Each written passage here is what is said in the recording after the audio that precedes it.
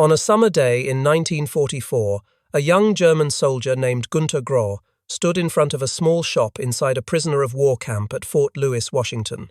He faced a decision that would have been unthinkable just weeks earlier. Should he buy an ice cream cone or a bottle of Coca-Cola?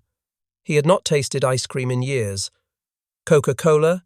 He had never tried at all, so he bought both.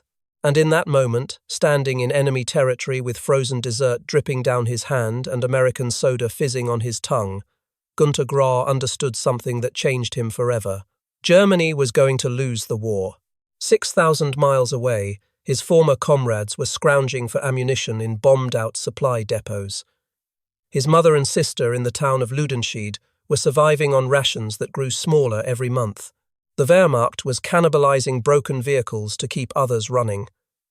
And here he stood, an enemy prisoner, choosing between treats that German civilians could only dream of.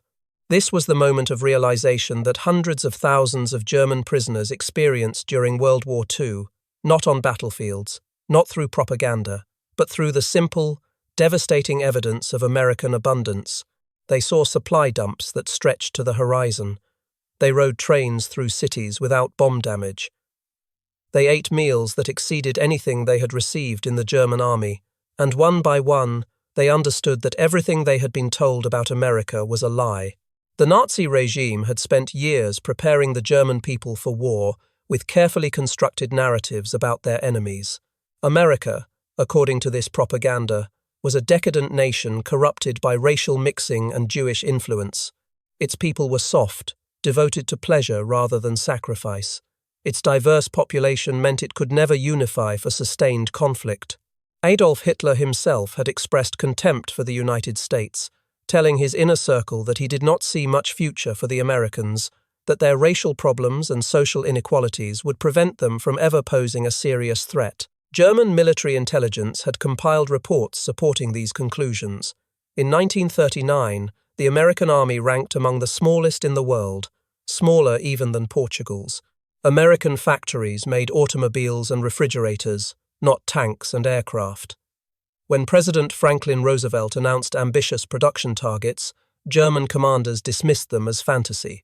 These assumptions would prove catastrophically wrong, and German prisoners of war would be among the first to understand exactly how wrong they were. The story of how German prisoners came to understand their nation's inevitable defeat begins not in the prison camps of America, but on the beaches of Normandy in June 1944. When Allied forces stormed ashore on D-Day, they brought with them a logistics operation unprecedented in human history. Within 48 hours of the initial assault, over 130,000 troops and 17,000 vehicles had landed on French soil. The beaches of Normandy became the busiest ports in the world, handling tonnage that dwarfed the largest commercial harbors. German soldiers defending the Atlantic Wall watched in disbelief as the Americans unloaded supplies at rates that seemed impossible. By June 11, approximately 326,000 troops, 54,000 vehicles, and 104,000 tons of supplies had landed. By the end of June 1944, over 850,000 men, 148,000 vehicles, and 570,000 tons of supplies had crossed the beaches. Within 2 months, those numbers would grow to 1.2 million American troops, 250,000 vehicles, and over 5 million tons of equipment. The Wehrmacht had prepared for an invasion. They had not prepared for this. The scale of the Allied logistical operation defied comprehension. Before D-Day could even be launched, approximately 7 million tons of supplies had been shipped from the United States to Britain, including 450,000 tons of ammunition. The build-up in England, codenamed Operation Bolero, had transformed the British Isles into what General Dwight Eisenhower called one gigantic air base, workshop, storage depot, and mobilization camp. American planners had constructed millions of square feet of covered storage, tens of millions of square feet of open storage and hard stands, and facilities for storing over 169,000 tons of fuel. 22 marshalling areas along the English coast handled specific units and their gear. Ships like the Queen Mary and Queen Elizabeth carried up to 11,500 troops per Atlantic crossing. This build-up represented years of planning and preparation that Germany had never taken seriously. German prisoners captured in the early days of the Normandy campaign were marched past Allied supply dumps on their way to holding areas. What they saw defied comprehension. Mountains of ammunition crates, endless rows of vehicles, fuel depots that stretched for acres. One captured German soldier, walking past these stockpiles under guard, reportedly said that he now understood how America would defeat Germany. They would simply pile up supplies and let them fall on the German army. This was not a metaphor. It was an accurate description of American military doctrine. The United States had made a deliberate decision to substitute firepower for manpower, to spend ammunition rather than lives. When American infantry encountered a defended position, they did not charge it with bayonets. They called for artillery support, and the artillery that responded was not a few shells but hundreds, sometimes thousands, falling in concentrated barrages that obliterated defensive positions before the infantry advanced. American commanders understood that their soldiers were civilians in uniform, men who had been farmers and factory workers and office clerks mere months before. They were not professional soldiers raised from childhood for war. Training them to the level of German infantry would take years, but training them to call in fire support could be done in weeks. The ammunition to make this doctrine work came from American factories operating around the clock. This required logistics on a scale the German military could not match. Field Marshal Gerd von Rundstedt, the German commander-in-chief in the West, would later identify 3 factors that defeated Germany in the campaign he commanded. First, the unheard-of superiority of Allied air power, which made all movement in daytime impossible. Second, the lack of motor fuel, so that the panzers and even the Luftwaffe were unable to move. Third, the systematic destruction of all railway communications so that it was impossible to bring one single railroad train across the Rhine. All 3 factors were consequences of American industrial capacity and logistical superiority. The aircraft that dominated European skies rolled off American assembly lines by the tens of thousands. The fuel shortages that crippled German armor resulted from bombing campaigns that American production made possible. The shattered railways were destroyed by an air force that Germany could not match. Von Rundstedt understood what many German soldiers were only beginning to grasp. The war was being decided not by tactics or courage, but by the ability to move supplies from factories to front lines. And in that competition, Germany had already lost. The contrast between German and American logistics was stark. The Wehrmacht had entered the war with a military that remained heavily dependent on horses. Throughout the conflict, Germany employed between 2.5 and nearly 3 million horses for military transport.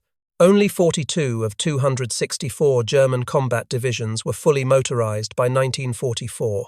A standard German infantry division required between 4,600 and 6,300 horses, plus 600 motor vehicles, consuming 53 tons of fodder every day just to maintain its animals.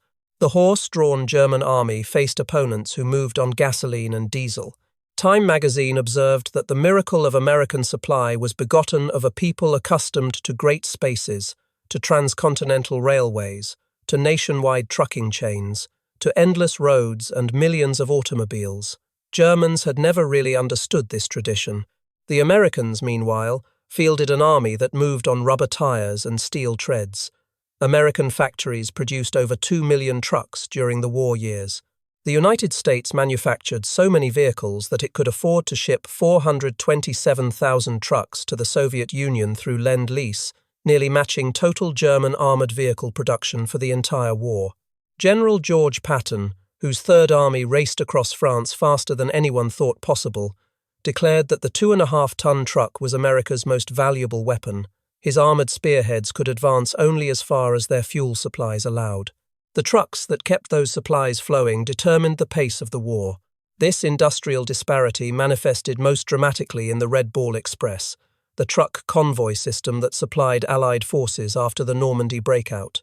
Conceived in a desperate 36-hour planning session in late August 1944, the Red Ball Express would become one of the greatest logistical achievements in military history. The operation began on August 25, 1944, when American commanders realized that their advancing armies had outrun their supply lines. General Patton's Third Army was racing across France faster than anyone had anticipated, and it was running out of fuel, ammunition, and food. The solution was a continuous loop of trucks running from the port of Cherbourg and the Normandy beaches to forward supply depots, operating around the clock. 2 routes were established, one for outbound loaded trucks and one for returning empty vehicles. Both roads were closed to civilian traffic and marked with red ball symbols, borrowing a railroad term that meant express freight. Convoys of at least 5 trucks were supposed to travel together, escorted by jeeps, though in practice individual trucks often departed as soon as they were loaded. At its peak on August 29, the Red Ball Express deployed 5,958 vehicles that carried 12,342 tons of supplies in a single day, a record that went unmatched during the 14 weeks of the operation's existence. Over the 82 days of its operation, Red Ball truckers delivered 412,193 tons of fuel, ammunition, food, and equipment to 28 Allied divisions advancing toward Germany. The drivers of the Red Ball Express were predominantly African-American soldiers, comprising nearly 3/4 of the workforce. Most were under 24 years old. Many had never driven trucks before the war. They learned on the job, piloting 2.5-ton cargo trucks on routes that stretched hundreds of miles through war-torn France. The conditions were brutal. Drivers worked in 2-man teams, taking turns at the wheel on round trips that took 54 hours. Night driving had to be done without headlights to avoid German aircraft, using only slitted covers called cat eyes that reduced illumination to a dim glow on the road ahead. When convoys stalled, drivers dozed over their steering wheels until the truck in front backed up to bump their bumper, the signal to move again. The trucks themselves were pushed beyond their design limits. Transportation Corps regulations authorized trucks to carry twice their normal load, but even that was often exceeded. Most quartermaster officers ignored weight restrictions and sent trucks out overloaded because the armies were so desperate for supplies. Maintenance problems were constant. Trucks broke down, were patched together, and sent out again. The human cost was significant. Drivers faced fatigue, accidents on dark roads, and occasional German attacks. But they kept the supplies moving. Colonel John Eisenhower, the general's son, later wrote that the spectacular nature of the advance through France was due in as great a measure to the men who drove the Red Ball trucks as to those who drove the tanks. German soldiers who witnessed the Red Ball convoys struggled to comprehend what they were seeing. A continuous stream of trucks, running day and night, delivering supplies at rates that exceeded what the entire German logistics system could manage. Time magazine would later call the Red Ball Express part of the miracle of supply that sustained American forces thousands of miles from home. The port of Cherbourg, captured in late June 1944, illustrated another dimension of American capability. German forces had systematically demolished the port before surrendering, blocking the harbour with sunken ships, destroying cranes and equipment, and mining the approaches. Admiral Walter Hennecker received the Knight's Cross from Hitler for what the Germans called the most complete, intensive, and best-planned demolition in history. The destruction was thorough. German engineers had sunk ships in the harbour entrance, demolished every crane, wrecked the quays, and scattered mines throughout the approaches. They had dynamited warehouses, destroyed rail connections, and sabotaged every piece of equipment that might be useful to the Allies. Hennecker believed he had rendered the port useless for months. American engineers faced a reconstruction task that seemed impossible, yet within weeks they had the port operating again. Peacetime Cherbourg had handled approximately 800 tons daily. By fall 1944, American engineers had restored capacity to over 25,000 tons per day. By war's end, Cherbourg had processed over 2.8 million tons of supplies and over 130,000 personnel. The artificial Mulberry Harbors constructed off the Normandy beaches represented another engineering marvel. Built from components fabricated in Britain and towed across the English Channel, these temporary ports allowed the Allies to unload supplies directly onto French soil without capturing a conventional harbour. The construction required tens of thousands of tons of steel and over 600,000 tons of concrete. More than 40,000 workers laboured for 8 months to build the components. A severe storm in mid-June destroyed the American Mulberry at Omaha Beach, but the British harbour at Arromanches continued operating for 10 months. Through this single artificial port, the Allies unloaded approximately 2.5 million men, 500,000 vehicles, and 4 million tons of supplies. The Germans had no equivalent capability. They had not imagined that such construction was possible. This ability to rebuild faster than the enemy could destroy became another weapon in the American arsenal. Every obstacle the Germans created was overcome. Every bridge demolished was replaced by pontoon spans. Every road cratered was filled or bypassed. The American engineering and logistics apparatus adapted and overcame challenges that would have stopped lesser armies. For German prisoners, the journey to America itself became a lesson in the futility of continuing the war. After capture, German soldiers were typically held in temporary camps in Europe before being shipped across the Atlantic. The voyage was made in Liberty ships, returning empty from delivering war materials to Europe. As many as 30,000 prisoners arrived per month at ports in New York and Virginia. Good treatment began immediately. Aboard ship, prisoners received substantial meals served on metal trays. For men who had been surviving on reduced rations in a German army stretched beyond its capacity, the food alone was revelatory. They ate better as prisoners than they had as soldiers. Reinhold Pabel, a German prisoner who arrived at Norfolk, Virginia on January 2, 1944, chronicled his experience in a memoir. Most German soldiers had always been transported in boxcars during military service.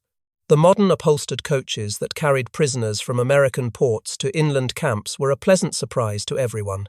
Erich Gläwe, a 17-year-old infantryman captured shortly after D-Day, described being shocked when American soldiers ordered prisoners into comfortable Pullman coaches. In Germany, troops had always traveled in boxcars.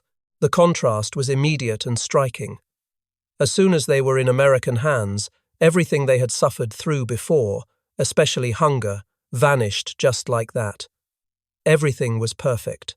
As the trains carried prisoners across America, they pressed their faces against windows to take in a landscape that contradicted everything Nazi propaganda had told them. Reinhold Pabel noted that the first impression was the abundance of automobiles everywhere. The highways were filled with civilian vehicles, a sight impossible in wartime Germany where private automobile use had been severely restricted. More importantly, there was no bomb damage. German soldiers had been told that Luftwaffe raids were devastating American cities, that the war was being brought to the enemy homeland. They expected to see the kind of destruction they had witnessed across Europe. Instead, they saw prosperous cities, thriving farms, and infrastructure untouched by war. Some prisoners reportedly insisted that the trains were being driven in circles to make the United States look bigger than it was. They could not accept that America was actually this vast, this wealthy, this undamaged. The propaganda they had absorbed for years made it impossible to process what their eyes were showing them. The journey across America shattered illusions that combat had not touched. By the end of World War II, 425,000 German prisoners lived in 700 camps spread across 46 American states. This was the largest prisoner of war population the United States had ever held, and managing it required compliance with the Geneva Convention of 1929. The convention mandated that prisoners receive living quarters comparable to those of their captors' own military. This meant 40 square feet for enlisted men and 120 square feet for officers.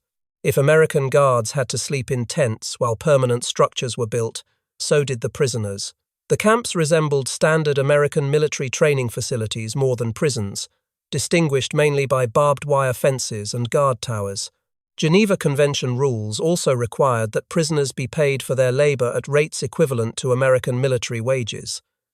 German prisoners earned 80 cents per day, roughly equal to the pay of an American private.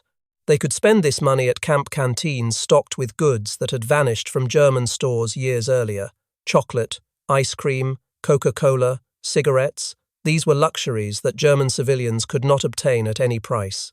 Prisoners could not be used for work directly related to the military or in dangerous conditions. But they could work on farms, in canneries and mills, in lumber operations, and food processing. The wartime labor shortage in America was severe. 2 million men had left agricultural jobs in the 2 years before July 1942, joining the military or taking war manufacturing positions. German prisoners helped fill this gap. Grateful farmers paid the government the prevailing wage of about $1.50 per day for prisoner labor. The prisoner received his 80 cents in canteen coupons, and the difference went to the federal treasury to help pay for the prisoner of war program. For many rural communities, German prisoners became a familiar presence, working alongside American civilians in fields and factories. The psychological impact of this abundance was profound. Ernst Floeter, a German soldier captured in Normandy and processed through Fort Custer, Michigan, described the experience in a 2008 interview. When he received new American uniforms to replace his worn German clothing, he threw everything away except his boots. He felt like an angel in seventh heaven with the fresh garments, one khaki uniform and one woolen uniform for winter. It was fantastic. The food was even more transformative. Floeter recalled entering the mess hall to find tables filled with more food than he had seen in months of German army service. The guards told prisoners to hurry up and get ready for seconds. Floeter did not recognize some of the dishes, but it was much, much more than what German soldiers had received during the final desperate months of the war. Hans Waecker, held at Fort Robinson, Nebraska, later became a physician in Georgetown, Maine, after returning to America. He recalled that the treatment was excellent. Life in the camps was a vast improvement for many prisoners who had grown up in cold water flats in Germany. The food was excellent and the clothing adequate.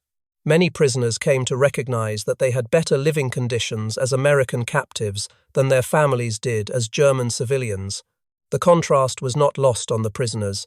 They wrote letters home describing conditions that their families struggled to believe. They ate meat regularly when German civilians were rationing every scrap. They had heat, shelter, medical care, and recreational facilities while German cities burned under Allied bombing. Education and cultural activities were encouraged within the camps. Many prisoners took advantage of classes in English, mathematics, and other subjects. Some camps had theatrical productions, musical performances, and sports leagues. Religious services were provided by chaplains assigned to meet prisoners' spiritual needs. These activities helped maintain morale and occupied time that might otherwise lead to unrest. This created a peculiar cognitive dissonance. Nazi propaganda had described Americans as decadent, weak, corrupted by racial mixing and Jewish influence. The Third Reich had promised that German martial spirit would triumph over American materialism. Yet here were German soldiers, prisoners of this supposedly inferior nation, living better than their own families at home. The camp experience systematically dismantled the ideological foundations that had sustained German soldiers through years of war. The ideological diversity among prisoners created its own tensions within the camps. Some German soldiers remained committed Nazis, true believers who viewed their captivity as temporary and Germany's ultimate victory as certain. Others had been apolitical, drafted into service without ideological commitment. Still, others had privately opposed the Nazi regime, but served anyway, unable to resist the state's demands. American authorities attempted to separate committed Nazis from other prisoners to prevent intimidation and violence. In some camps, Nazi loyalists staged protests on Hitler's birthday, or maintained discipline through threats against those they considered traitors. A small number of murders occurred when hardcore Nazis targeted prisoners they believed were collaborating with the Americans or expressing anti-Nazi sentiments. But the physical evidence of American abundance worked against Nazi ideology more effectively than any propaganda program. Committed Nazis could dismiss American claims about the war's progress as lies. They could not dismiss the food on their plates, the clothes on their backs, the endless convoys of trucks they watched rolling past the camps. Theodor Gintz, held in camps east of the Missouri River, witnessed something that crystallized the difference between American democracy and German totalitarianism. Workers in a nearby town went on strike because the price of overalls had been raised a few cents. That was unthinkable in Germany, where workers striking against the war effort would have been arrested or worse. Gintz realized that this was only possible in a democracy. He also noted how American newspapers printed photographs of American servicemen who had died in Pacific Island fighting. A German newspaper would only have shown enemy dead. The freedom of the American press to report casualties, to criticize government policy, to publish information that might be considered harmful to morale, All of this contradicted what German soldiers had been taught about the supposed chaos and weakness of democratic societies. Late in the war, American authorities implemented re-education programs designed to expose prisoners to democratic values and counteract Nazi propaganda. Prisoners attended lectures, watched films, and read specially prepared materials explaining American government and society. The programs had varying success, but they built upon realizations that most prisoners had already reached through their own observations. When new prisoners arrived after D-Day with reports of the devastation in Europe, the contrast with American prosperity became impossible to ignore. Most prisoners realized that Germany was losing the war. Some had already come to that conclusion simply because the United States had been treating them so well. A nation with resources to spare for enemy prisoners could clearly outproduce a Germany struggling to feed its own soldiers. The psychological impact extended beyond military calculations. German soldiers had been raised on stories of German superiority, of the inevitable triumph of the Aryan race, of the decadence and weakness of democratic societies. Their captivity forced them to confront evidence that contradicted these beliefs at every turn. The realization came in stages for different prisoners, but it almost always came. For Günter Gräwe, the young soldier who had stood before the camp shop choosing between ice cream and Coca-Cola, the moment of clarity arrived when he understood the implications of that choice. He wrote decades later that he suddenly realized how extremely lucky he had been to be captured by the American army and not the Russian one. He had a better life as a prisoner than his mother and sister back home in Germany. Gräwe had joined the German army filled with patriotism, a young, idealistic soldier who thought it right to fight for an honest and upright fatherland.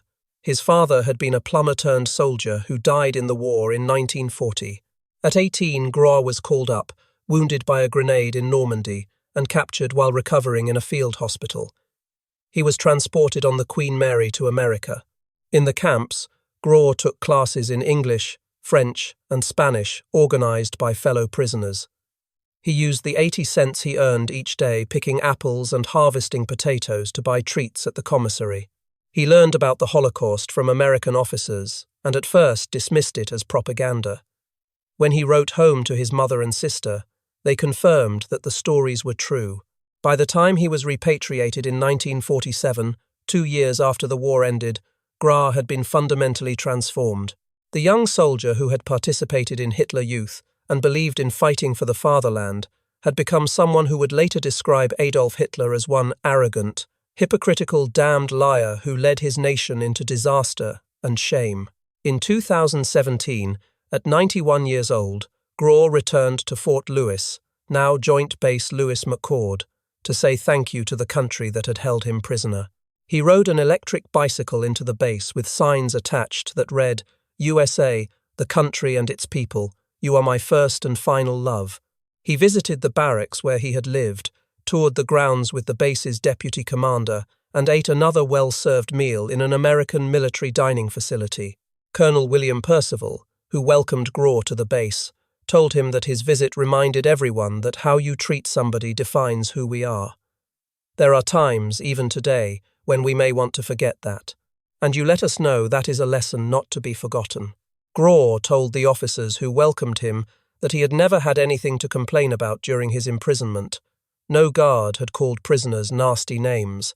The treatment had been fair throughout. He wanted Americans to know what their country had meant to him, how his captivity had opened his eyes to values he had been taught to despise. Gräwe's story was not unique. Across the 700 camps that held German prisoners, similar transformations occurred. Men who had believed in the Nazi cause confronted evidence that contradicted everything they had been told. The America they experienced was not the decadent, divided nation of propaganda. It was wealthy, organized, generous even to its enemies, and possessed of industrial capacity that Germany could never hope to match. The escape rate from American prisoner of war camps tells its own story. Of 425,000 German prisoners, only 2,222 attempted escape, less than 1%. Most were quickly recaptured, often because they stood out immediately in the American landscape. Prisoners realized that escape made no sense. Where would they go? What would they return to? Germany was being systematically destroyed while America remained untouched. Some Americans complained that the camps were too comfortable. Critics called them Fritz Ritz and demanded harsher treatment for enemy soldiers. Letters poured into government offices protesting that prisoners received better food than some American civilians dealing with wartime rationing. The government struggled to explain that treating prisoners according to Geneva Convention standards made it more likely that Germany would treat American prisoners well in return. This was not entirely successful. American prisoners held by Germany faced significantly worse conditions, particularly in the final months of the war when German resources collapsed entirely. But the principle mattered. The United States maintained its standards even when the enemy did not, and that moral consistency was itself a weapon in the broader struggle. German prisoners who returned home after the war carried with them experiences that shaped post-war Germany. They had seen American democracy function. They had witnessed an economy of abundance. They understood that the martial values Hitler had championed could not overcome industrial and organizational superiority. The repatriation process itself reinforced the contrast between American prosperity and German devastation. Prisoners were shipped back to a Germany in ruins. Cities that had stood for centuries were rubble. Food was desperately scarce. The economy had collapsed. Millions of refugees wandered roads looking for shelter and sustenance. Former prisoners found themselves explaining to families who had suffered through bombing, starvation, and occupation that their captivity in America had been comfortable. This created awkward conversations. Wives who had struggled to feed children resented hearing about ice cream and Coca-Cola. Parents who had lost sons in combat found it difficult to celebrate the survival of men who had spent the war's final years in relative comfort. Yet the experiences of these former prisoners contributed to West Germany's post-war transformation. Men who had seen American democracy function became advocates for democratic institutions in their own country. Those who had witnessed American industrial capacity understood that Germany's future lay not in military conquest but in economic development. The generation of Germans who rebuilt their country after the war included thousands who had learned unexpected lessons in American prison camps. Some returned to America, like Hans Waecker, who became an American physician, or the estimated several thousand former prisoners who later immigrated to the United States. They had been treated with dignity by their captors, and that treatment created bonds that outlasted the war. Many maintained connections with Americans they had met during their captivity, visiting or corresponding for decades afterward. The relationship between former prisoners and their captors produced moments of remarkable reconciliation. Guards and prisoners who had known each other during the war sometimes reconnected years later, their former enmity transformed into friendship. Communities that had employed prisoner labor remembered individual Germans with fondness, and some prisoners returned to visit the farms and factories where they had worked. The supply dumps that German prisoners witnessed in Normandy were merely the visible tip of an industrial iceberg. Behind those stockpiles lay the most massive mobilization of economic resources in human history. American factories produced approximately 300,000 military aircraft during the war, including 96,000 in 1944 alone. They built roughly 88,000 tanks, 193,000 artillery pieces, and those 2 million army trucks. The production figures exceeded not just German output, but the combined production of all Axis powers. German intelligence had dismissed American production claims as propaganda before the war. When President Franklin Roosevelt announced in May 1940 that the United States would produce 50,000 aircraft per year, the German High Command considered it fantasy. American military aircraft production in 1939 had been fewer than 3,000 planes total. The idea that this could increase by a factor of nearly 20 seemed absurd. It was not absurd, it was simply American industrial capacity unleashed. Hermann Göring, who had built the Luftwaffe into the most feared air force in Europe, later admitted that the tempo of American production had surprised and upset German planners. Claims of building ships in 8 to 10 days had seemed fantastic. They were not fantastic. They were true. Henry Kaiser, an industrialist who had never built a ship before the war, constructed Liberty ships in his California yards at rates that defied belief. The average time to build a Liberty ship dropped from 230 days in 1941 to about 45 days by 1943. The most efficient yards achieved even faster times. In November 1942, Kaiser's Richmond shipyard built the Liberty ship Robert E. Peary in 4 days and 15.5 hours, from laying the keel to launching the completed vessel. This was a demonstration of what American industry could achieve when pushed to its limits. The Ford Motor Company's Willow Run plant outside Detroit became another symbol of American industrial might. Designed to mass-produce B-24 Liberator bombers, the facility covered 3.5 million square feet under one roof, the largest factory anywhere in the world. Critics initially mocked it as "Will it run?", doubting that automobile manufacturers could build aircraft. The B-24 was extraordinarily complex, containing over 1 million parts and more than 300,000 rivets in 550 different sizes. Traditional aircraft manufacturers assembled bombers by hand using methods that had not changed significantly in decades. Charles Sorensen, Ford's production chief, studied these methods and found them primitive. He proposed building bombers on a moving assembly line, just like automobiles. Industry experts called the idea impossible. Aircraft were not cars. The tolerances were measured in thousandths of an inch. The systems had to function perfectly at 25,000 feet in temperatures far below zero. A car with minor defects might run poorly. An aircraft with minor defects might fall from the sky. Ford struggled initially. The government kept changing the aircraft's design based on combat experience, disrupting assembly line processes. Workers had to learn entirely new skills. Senator Harry Truman investigated the delays and publicly questioned whether Ford could deliver on its promises. But Ford persisted. The company assigned 200 engineers to work around the clock converting hand-drawn sketches into precise manufacturing specifications. When design modifications made drawings obsolete before they could be implemented, Ford engineers started over without complaint. They decentralized production, creating a network of subcontractors who manufactured components shipped to Willow Run for final assembly. By 1944, those critics were silenced.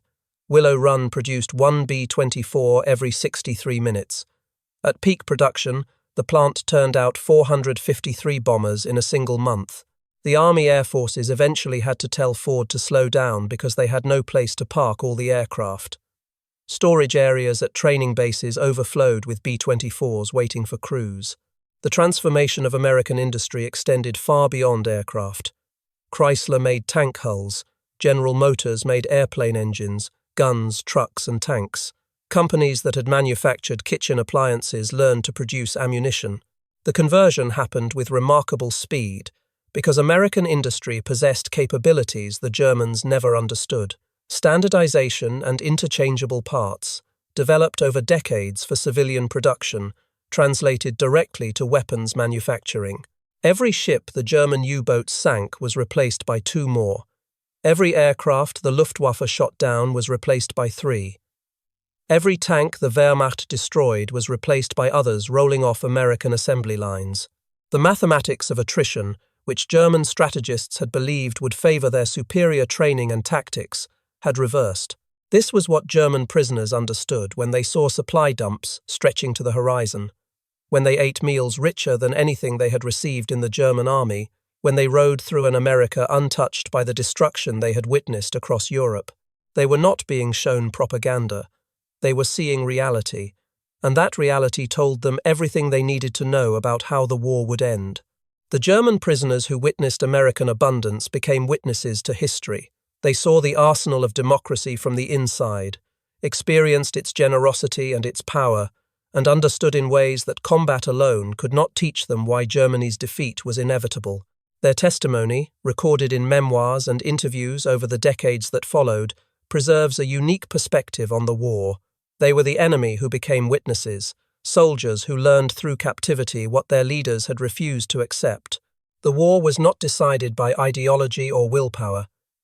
It was decided by the ability to produce and deliver the materials of war in quantities that overwhelmed opposition. About 860 German prisoners remain buried in 43 sites across the United States, their graves often tended by local German women's clubs decades after the war ended. These cemeteries are quiet reminders of a chapter of history that most Americans have forgotten, when enemy soldiers lived and worked in communities across the nation. The camps themselves have largely vanished. Some became regular military installations. Others were dismantled and returned to civilian use. A few preserved barracks stand as historical sites, visited occasionally by former prisoners or their descendants seeking to understand what their fathers and grandfathers experienced. If you found this story as compelling as we did, please take a moment to like this video. It helps us share more forgotten stories from the Second World War. Subscribe to stay connected with these untold histories. Each one matters, each one deserves to be remembered, and we would love to hear from you. Leave a comment below telling us where you are watching from. Our community spans the globe, from veterans to history enthusiasts. You are part of something special here. Thank you for watching, and thank you for keeping these stories alive. The history you just heard carries lessons that echo beyond World War II. Nations still underestimate their adversaries. Leaders still confuse propaganda with reality. The capacity for self-deception that led German commanders to dismiss American industrial power remains a danger in every era. The German miscalculation of America was not simply a failure of intelligence gathering. It was a failure of imagination rooted in ideology. Nazi beliefs about racial hierarchy and national character made it impossible for German leaders to accurately assess American capabilities. They looked at a diverse, democratic society and saw weakness where strength actually existed. They measured American potential by peacetime performance and concluded that the United States could not mobilize effectively. They dismissed production figures as propaganda because accepting them would have required abandoning core assumptions about the nature of national power. The German generals who first dismissed American fighting quality at Kasserine Pass then watched those same Americans sweep across France and into Germany, never fully adjusted their assessments. They attributed American success to material abundance alone, refusing to acknowledge the organizational learning that made abundance effective. They continued to believe that German martial spirit could overcome American industry, even as American armies pushed them back across the Rhine. This pattern of underestimation carries warning for future conflicts. Assumptions about cultural or racial superiority distort strategic judgment. Propaganda believed by its creators becomes more dangerous than propaganda aimed at enemies. The inability to accurately assess an opponent's capabilities leads to decisions that seem rational based on false premises, but prove catastrophic when reality intervenes. The German prisoners who saw American supply dumps and understood their meaning were witnessing something larger than logistics. They were seeing the consequences of a system that could mobilize resources, coordinate production, and deliver results on a scale their own country could not match. That system won the war. The soldiers who experienced it from both sides never forgot. The American approach to warfare, substituting firepower for manpower and machines for men, reflected values that extended beyond military strategy. A democratic society that valued individual lives developed doctrine designed to preserve them. Factories that had learned to mass-produce consumer goods applied those same methods to weapons. A diverse population that critics said could never unify proved capable of sustained collective effort that homogeneous societies could not match. These lessons extended beyond the military sphere. The organizational techniques that built Liberty ships and B-24 bombers would later build the infrastructure of post-war prosperity. The logistics systems developed to supply armies across oceans became models for global commerce. The experience of coordinating production across thousands of factories informed management theory for decades.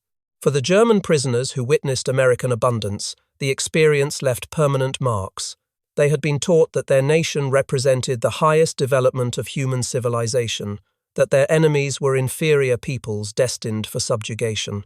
Their captivity forced them to confront evidence that contradicted these teachings at every turn. The humility this imposed was perhaps as valuable as the democracy education programs that American authorities implemented. Men who had believed themselves part of a master race found themselves dependent on the generosity of peoples they had been taught to despise. The cognitive adjustment required was profound, and not all prisoners made it successfully. But enough did to contribute to the transformation of post-war Germany from a militaristic dictatorship into a democratic society. The supply dumps of Normandy, the trucks of the Red Ball Express, the camps where prisoners ate better than German civilians, these were not just logistical achievements. They were demonstrations of a different way of organizing society, a different set of values made tangible in steel and rubber and food. German soldiers who experienced this reality carried its lessons home, where those lessons contributed to building a different Germany. The war ended nearly 80 years ago. The prisoners who witnessed American abundance have largely passed from living memory. The camps where they lived have been dismantled or repurposed, but the history they experienced remains relevant. Nations that underestimate their adversaries still suffer consequences. Leaders who believe their own propaganda still make catastrophic errors. The capacity for self-deception that doomed Nazi Germany persists in new forms.